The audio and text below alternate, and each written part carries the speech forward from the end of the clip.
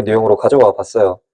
1문단 보시면 형법상 책임이란 범죄 성립 요건 중 하나로 합법적으로 행동할 수 있음에도 불구하고 위법하게 행동한 것에 대해 비난할 수 있는 가능성이래. 그럼 요건이라고 줬잖아. 화두는 책임이고 요건에 물결해봐. 그러니까 책임엔 반드시 뭐가 필요하대요. 형법엔 반드시 뭐가 필요하대? 책임이 필요하대. 뭘 위해서는? 범죄를 위해서는. 그리고 뭐라고 정의하면서 끝을 냈니? 비난 가능성이라고 정의했습니다. 요거 예전에 수업하면서 한번 비난 가능성이라는 워딩 챙겨두라고 얘기했었는데 기억나시니? 네, 한 번 더 가져가죠. 네. 근대의 형법은 책임이 없으면 형벌도 없다라는 것을 원칙으로 삼았대. 책임 X면 형벌도 X입니다. X일 때 X입니다. 뒤집어서 O일 때 O입니다. 책임이 있어야 형벌도 있습니다. 행위 당시의 상황이 비정상적이어서 행위자가 적법한 행위를 할 것이라 기대할 수 없는 경우에 책임을 면하는 것이다. 이처럼 어떤 행위가 범죄 요건을 충족하지 못해 면책되는 사유를 책임조각 사유라 한다. 그러면 칠판 잠깐 볼래? 원래 책임이 있으면 형벌을 받는 거고요. 범죄가 되는 거고요. 책임이 없으면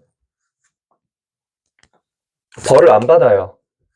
근데 책임조각 사유는 어떤 거야?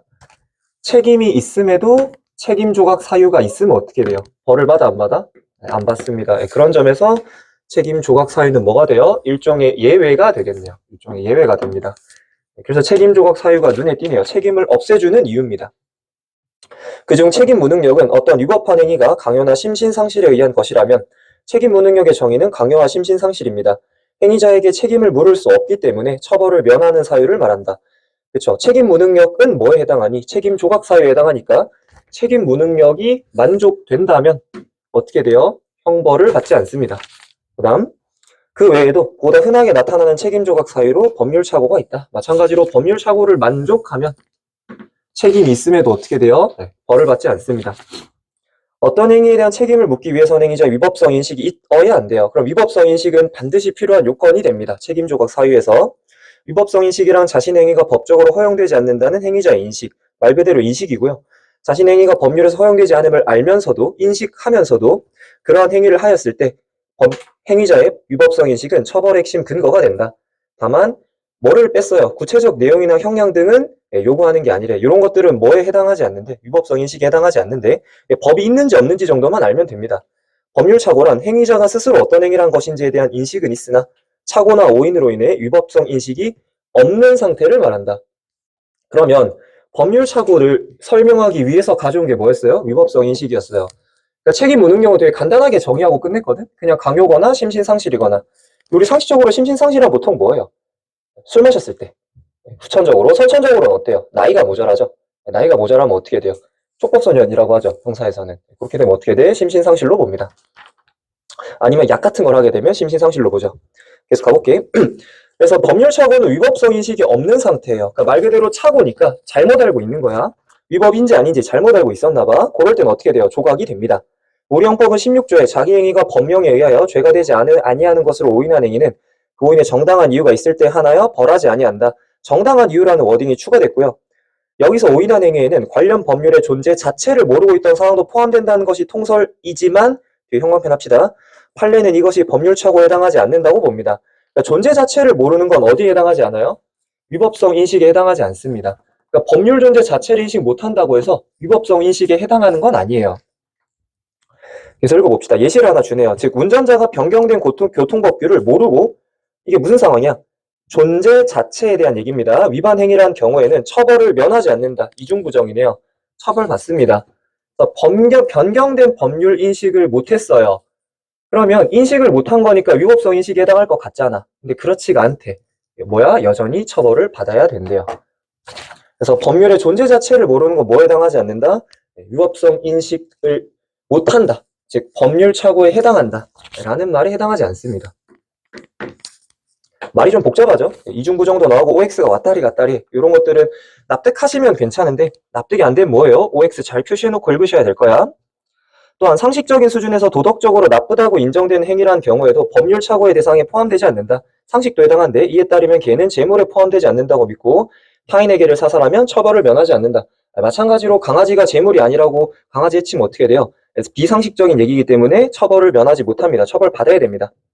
판례에 따르면 16조에는 정당한 이유가 있는 때라는 것은 재반 사정에 비추어 그 오인을 회피할 수 있는 가능성이 없는 때래. 칠판 봅시다. 정당한 이유라는 건 회피 가능성이 없는 거라고 정의했거든요. 이 두 개가 뭐야? 법률 착오를 구성하는 요건이고요. 뒤에서 뭐라고 줘요? 회피 가능성이 없다는 건 노력을 할 수 있다는 뜻이야. 노력을 할 수 있는데 노력을 하지 않으면 어떻게 돼요? 정당한 이유가 없는 거겠죠. 계속 왼쪽 본문에 밑에서 세 번째 줄 보셔. 변호사가 관련 내용을 잘못 전달하여 죄가 되지 않는다고 여겼다면 정당한 이유가 있는 것으로 인정받을 가능성이 높대요. 주체가 추가됐거든? 변호사가 잘못했죠. 누구는 잘못한 게 아니야. 의뢰인은 잘못한 게 없습니다. 왜? 의뢰인은 충분한 노력을 기울였기 때문이야. 오인을 회피하기 위한 노력을 했기 때문이다. 즉 노력을 했으니까 뭐가 가능하다? 정당한 이유가 가능하다. 이처럼 법률 착오에 정당한 이유가 있다고 판단될 때는 책임이 조각됩니다. 밑에서 세 번째 줄 보자. 형광펜 하자. 예외를 줬네. 다만 오인을 회피하기 위한 노력이 미흡하고 관련 법에 과실범에 관한 조항이 있을 때는 본인에게 과실의 책임을 물어 과실범으로 판결한대. 정당한 이유의 예외로 뭘 줬어요? 과실을 줬습니다. 그럼 과실이 있을 때는 어떻게 된대? 처벌을 받게 된대. 뭐에도 불구하고 노력을 했음에도 불구하고 처벌을 받습니다. 뭐가 있을 땐? 과실이 있을 땐. 그래서 예외가 되겠네요. 늘 하듯이 조건문 잘 반응해 주시고 예외 나올 때마다 챙기셨으면 문제 푸는데 별일은 없었을 거야. 1번 문제 2번 선택지 보시면 위법성 인식은 처벌의 주요 근거, 두 글자로 요건이라고 하죠. 그래서 2번이 바로 답이네요.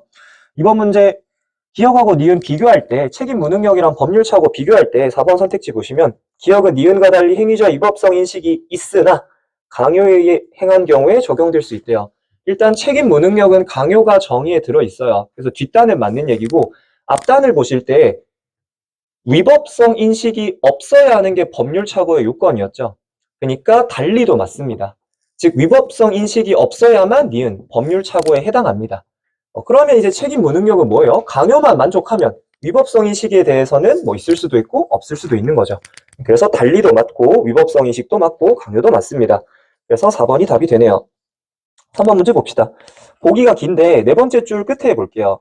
관계기관에 문의했습니다. A씨는 이 기관의 공무원은 다른 사안과 혼동하여 허가 대상이 아니라는 공문을 A씨에게 전달했어요. 이러면 A씨는 충분한 노력을 기울였고 잘못은 누구한테 있어요? 공무원한테 있죠. 본문에 나온 변호사에 해당하는 위치입니다. 3번 선택지 보시면 A씨의 행위는 범죄의 요건을 충족하지 못하죠. 왜? 칠판.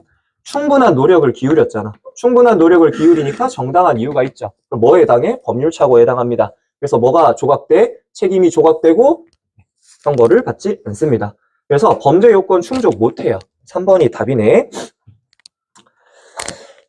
5에서 8 봅시다. 산화환원 반응이 중요하다고 계속 얘기하고 있어요. 계속 얘기하고 있는데 여기서도 마찬가지로 산화환원 반응을 다루고 있습니다. 1문단을 보시면 첫 번째 줄에 화두를 주네. 끝에 유기물의 양은 수질의 오염도를 판단하는 대표적인 지표래.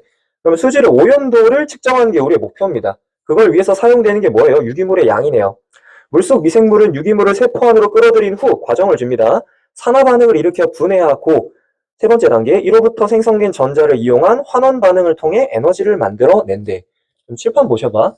4개의 단계를 줬는데 요 산화랑 환원 반응은 사실 여러분이 납득이 되셔야 되죠. 왜? 우리가 미리 알고 있는 내용이잖아. 산화 반응 뭐라 했죠? 잃는다고 했죠. 모든 걸 잃는다고 했어. 그 중에 뭐도 포함돼 있니? 전자도 포함이 돼 있었잖아. 산화 반응을 하면 특정 물질은 해당 물질은 전자를 잃겠죠. 그러니까 전자가 튀어나옵니다. 그다음 환원 반응은 뭐예요? 그 전자를 얻는 반응이었죠. 그러니까 튀어나온 전자를 누가 흡수해요? 환원 반응할 때 흡수합니다. 이렇게 해서 산화 반응, 전자, 환원 반응 쌍이 만들어지고요. 환원 반응 과정에서 에너지도 나오고 이게 유기물이 하는 일이었잖아. 아마 뭐도 튀어나오겠어요? 오염 물질도 같이 튀어나올 겁니다. 그래서 산화 환원 반응은 아마 뭐에 쓰일 거예요? 밑에서 두 번째 줄 보시면 일문단에 유기물의 양을 확인하고 수질의 오염도를 측정할 수 있습니다.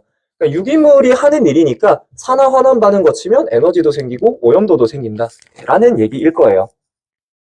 이 문단 보시면 산소가 있는 환경에서 사는 호기성 미생물은 호불호 할 때 아마 호일 거야. 그래서 산소를 좋아하는 미생물은 유기물을 산화시켜 생성한 전자를 산소가 소모되는 환원 반응에 이용하여 에너지를 만들어낸다. 1문단에서 봤던 내용입니다.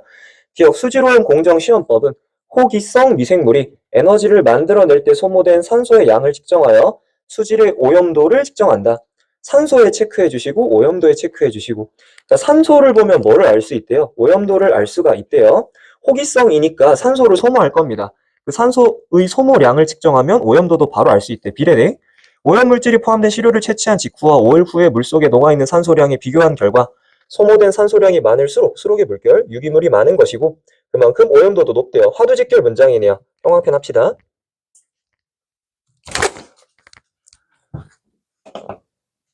보니까 호기성 미생물은 산소를 소모합니다. 산소를 소모합니다. 산소가 있는 환경에서 일문단에서 알려준 에너지를 만드는 반응을 하기 때문에 산소를 소모를 해요. 근데 산소 소모하기 위해서는 유기물이 필요합니다. 그래서 산소를 많이 소모한 만큼 유기물도 많이 소모해요. 앞에서 뭐라 했니? 유기물이 뭘 알려준다고 했어요? 오염도를 알려준다고 했었죠. 그러니까 유기물이 오염도를 알려주는데 산소를 소모한 만큼 유기물도 소모되고 그만큼 오염도도 생기네요. 호기성 미생물은 일문단에서 알려준 내용 뭐예요? 하나씩 받아 썼습니다.